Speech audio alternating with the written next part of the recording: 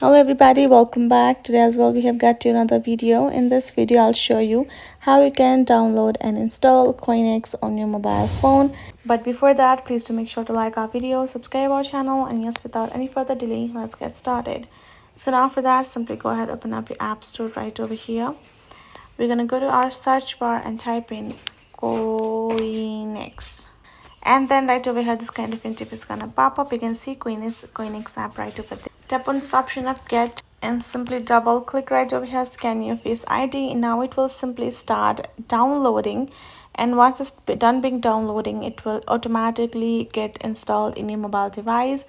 Just wait till this blue circle completes itself, and that is how you will be able to get the app on your phone. Right, it's showing installing now.